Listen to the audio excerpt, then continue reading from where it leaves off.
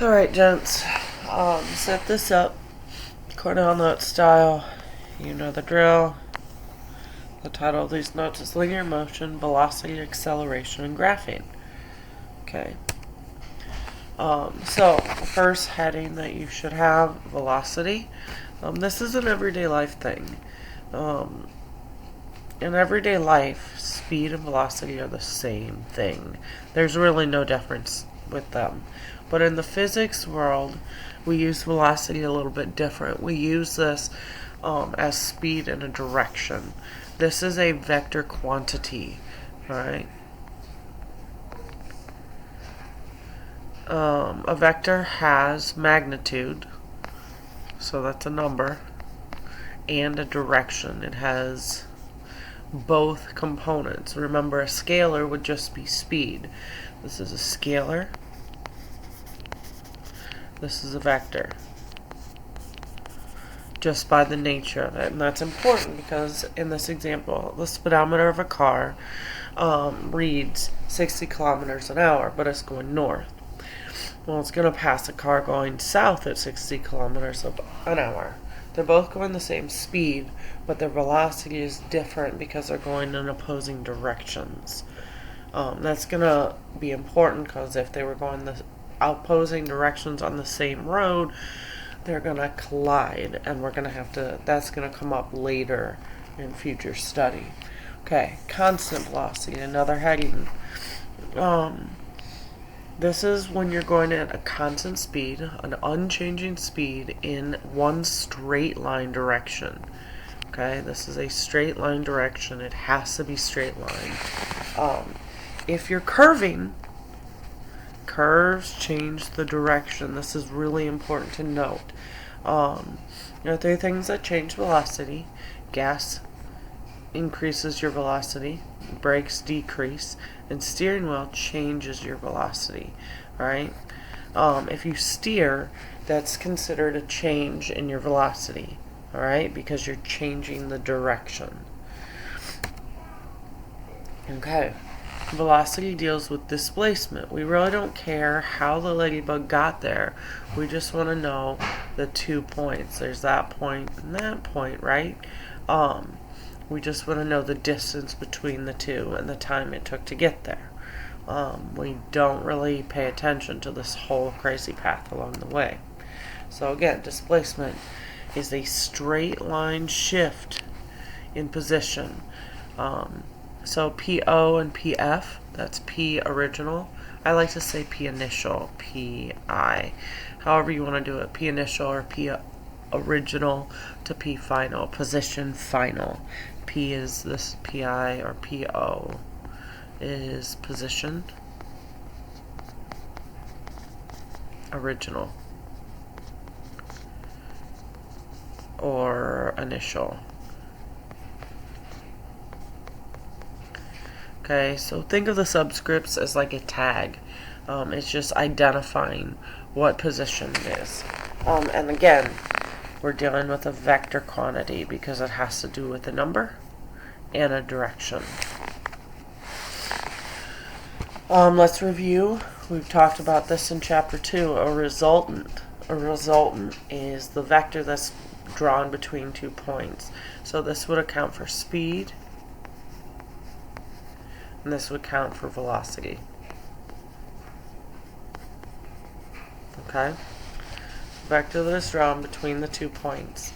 So this, how long did it take to get there? How did we waggle along the way? Then resultant is we got to point A, from point A to point B. Okay, I'm skipping ahead.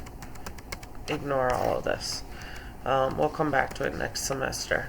Okay, the next one, acceleration. How fast is velocity changing? That's acceleration. This one's a little bit confusing. It's a rate of a rate. A rate is like a calculation of moments in time.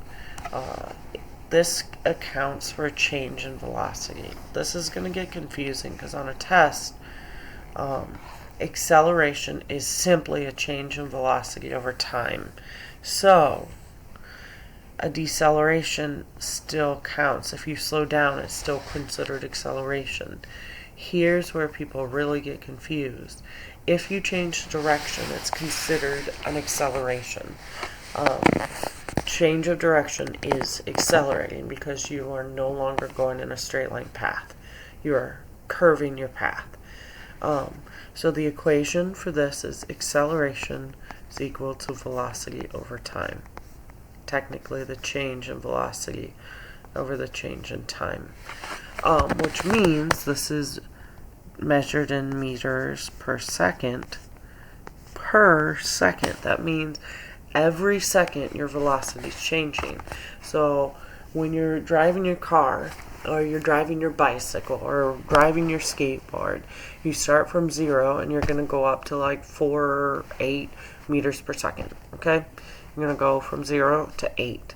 Well, that means every second you're increasing your speed. So your velocity is never staying the same. Each time your velocity is increasing. So at 1 second, maybe you're going 1 meter per second. And at 2 seconds, you're going 3 meters per second. And then at 4 seconds, you're going 5 meters per second. Each time, your actual speed is increasing. So you have to calculate how fast is it increasing. How fast is your speed increasing over time. Okay.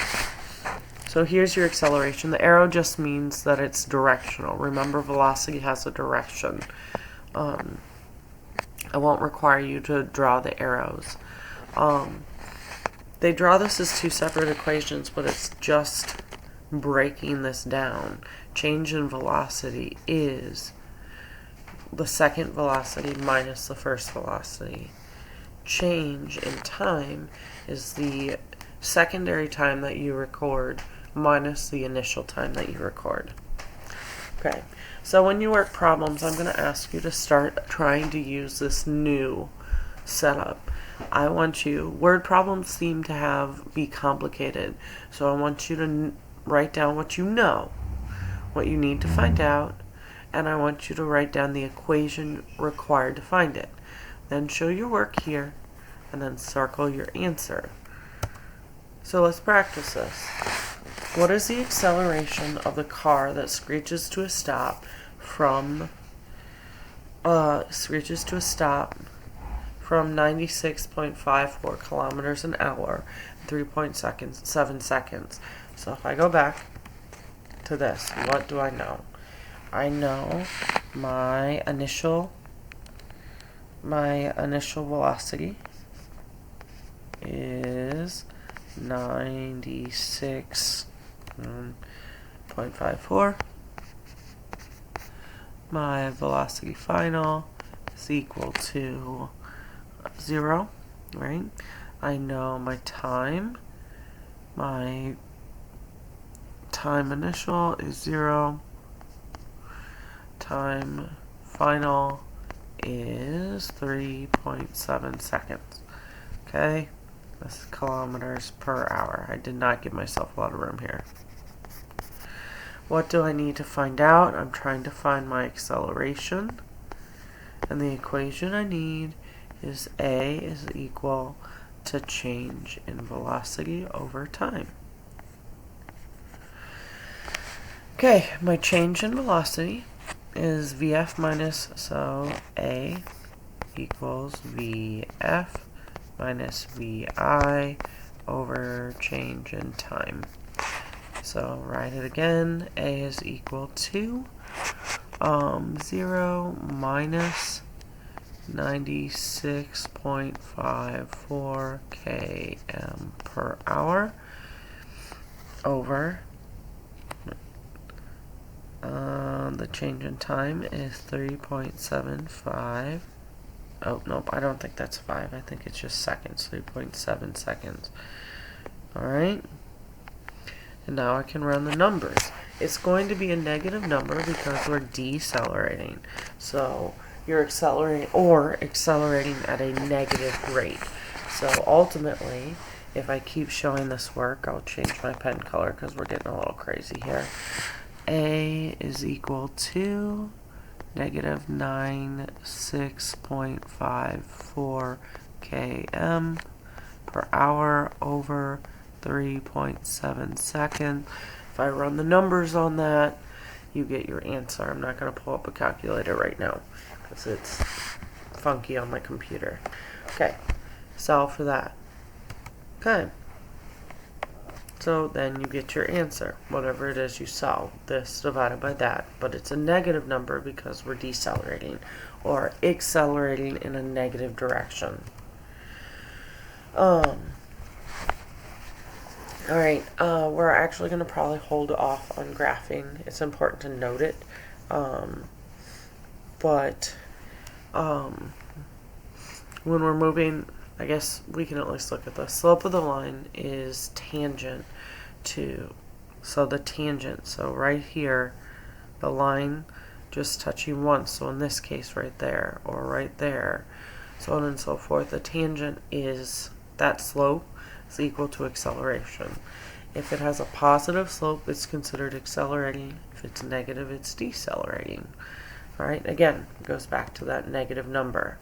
Negative is considered decelerating. So in this case, they're slowing down, moving at a constant rate, speeding up, and then constant rate. Constant, constant, decelerating, accelerating. Okay, this is tangent. Tangent means like one point where it touches on the slope. Then you can do the rise over run of that slope. So a velocity versus time. Yeah, I'm gonna drop this. Free fall we haven't talked about yet. Graphs of motion.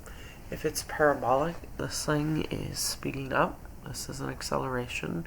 So look at the different variables now. Time versus distance. This means it's an acceleration. And here are the major definitions. I really like this pictograph because it helps you really understand the components here.